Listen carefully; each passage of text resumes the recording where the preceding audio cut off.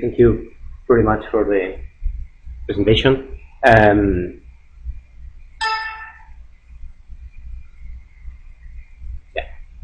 Okay, this is a brief outlook of the presentation today. First, a brief introduction about our Piezoelectric Transducer and a brief description of the main non-ideal features present in this kind of sensors. And the solution we are proposing today, they are related to 3 different roles. First in the material selection, then in the transducer assembly, and finally in the transducer design and optimization. Finally, I will present some results and conclusions. So, as an introduction, when we talk about air-coupled piezoelectric transducers, we normally talk about 2 different situations. On the one hand, we have low-frequency transducers. They are normally operated at below 100 kHz, and they are normally used for distant sensors, echolocation, proximity sensor, and this kind of application. They are normally narrowband devices, and they are based normally on vibrating-plate structures. But on the other hand, we have high-frequency transducers, normally above 100 kHz. They are normally wideband devices. They have a higher spatial and temporal resolution, but a shorter range. And initially they were intended to replace conventional ultrasonic techniques where the use of coupling fluids is not possible. But nowadays there are some new applications coming up, like computer-to-human interfaces and things like that. They are based on piezoelectric plates and thickness separation modes. So we have 2 different kind of applications and 2 different kind of technologies. And today we are talking about these high frequency transducers. So it's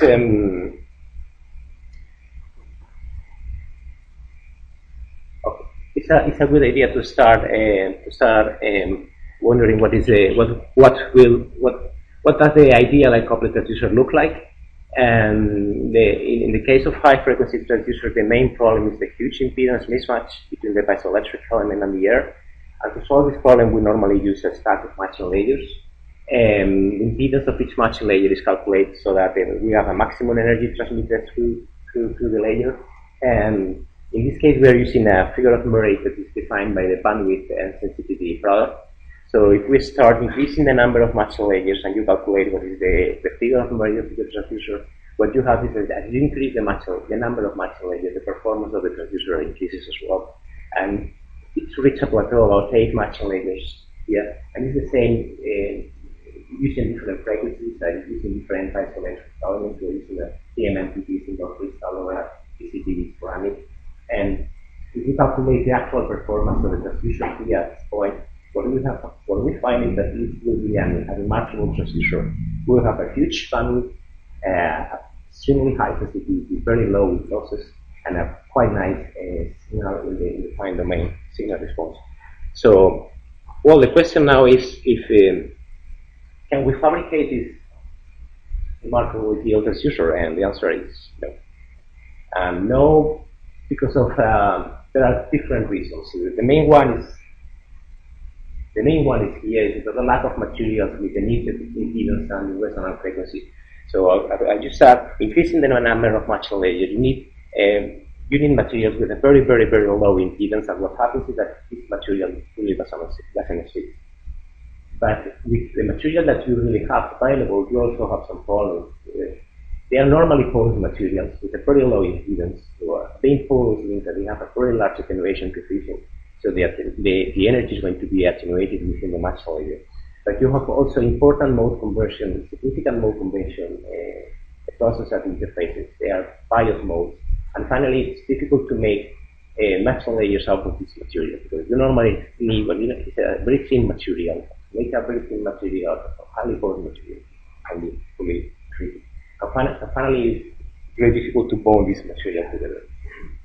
So the question is, how much does the outer matching layer affect the transducer performance? And the question is about the outer matching layers, because at these matching layers is where we start having the problems. So there's some materials that we really cannot produce. So let's have a look at one example. So it's a pitch patch response of the transducer 1 center frequency at 1 megahertz. We have a piezoelectric element. And the red one here is the sensitivity versus frequency curve of the ideal transducer. So we have 8 matching layers calculated here. And the outer matching layer have an impedance of 0.001 ml. It's extremely low. This material really doesn't exist. But this is the performance we have seen before, and this is the one we have for realistic transducer. So in the real case, we cannot get this. The lower we can get is something like this. In this case, we are going to we only can put 3 matching layers, and if you calculate the response, this is what we have. The loss of sensitivity is quite significant, but there is also a reduction in the weight in the bandwidth. And in the real case, if we do this transducer following this model here, we have this very close to the theoretical prediction. We lose some of the energy here because of the attenuation in the matching layer, but the response is very close. We still have a large decrease of sensitivity and decrease of bandwidth. So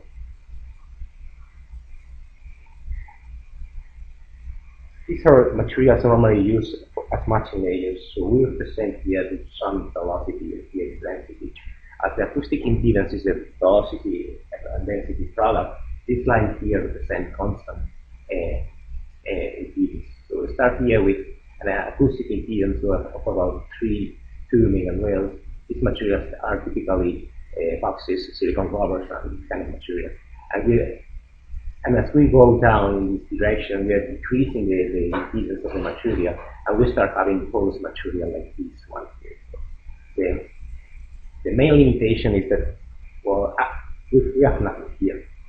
We need some materials here to be able to produce a matching layer. But we have some other important problems. All these materials are either flexible or brittle, so it's quite difficult to produce matching layer out of them. So you cannot machine them, you have to produce them at a one fixed frequency, and they will not work at another frequency. Attenuation needs to be quite large in this material, and they are difficult to assemble. It's difficult to bond together 2 different layers of these materials. So what we would like to have is a more rigid and lighter material, so that being more rigid means that the velocity is larger. So if we can go up in this direction, what we will have is if we go up in this direction and go down in this direction, and we shift this area here, somewhere here, we will have a material that will have the same impedance, but will be more rigid and lighter. That means it will be possible to machine the material, the velocity is going to be larger, the wavelength is going to be larger, the thickness of the matching layer is going to be larger, and the attenuation is going to be smaller. So that's a challenge to find something here. Well, this is the same plot as before. We have velocity and density, and this is the materials we're normally using at this moment. And this is a similar plot, the same material. Now we have here the acoustic impedance and the velocity. So what we would like to do is we would like to go up in this direction, to have a material similar or lower impedance value, but that are more easy to work with them. And in this case, that means that go to the right. So the solution is, if we look at how the behavior of the material, we can realize that they behave as open cell porous material. This is the relative John models, and this is the relative density. And if you plot the variation of the relative John models with the density and apply to this case, you see that all these cases correspond to open cell porous material. If you want to go here, what you need is a material with the John models quite high, but it doesn't help very much because you still have some points here. Another solution is to stick to closed cell porous material. In this case, the John model is going to be higher because we have the contribution of the material in the cells of the porous material. And the theoretical prediction says that we're going to have something like this. So it will be quite interesting. If we can achieve a very light material with a closed porous structure, we are going to be able to have increased velocity but keep the acoustic impedance at the same field. So this is the solution we have tried, and this is a rigid cellular polymer forms. So we are using rigid forms to increase the Young modulus of the material, but also closed porous structure like this one. So, and what we are creating is something like this. So we are able to produce a whole set of different kind of materials. So we can change the density, and changing the density we can change the acoustic impedance, but we can effectively shift the results towards the right.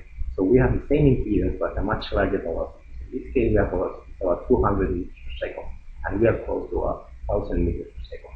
So it's quite significant.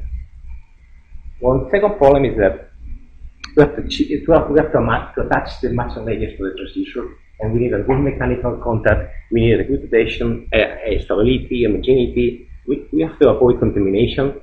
And on the other hand, we have to minimize the effect of the presence of this layer of glue normally between different matching layers. So we are looking for very small thicknesses. The impedance of the glue layer must be close to the impedance of the layers, and the attenuation must be extremely low as well. So our present solution at this moment is we have a different set of solutions.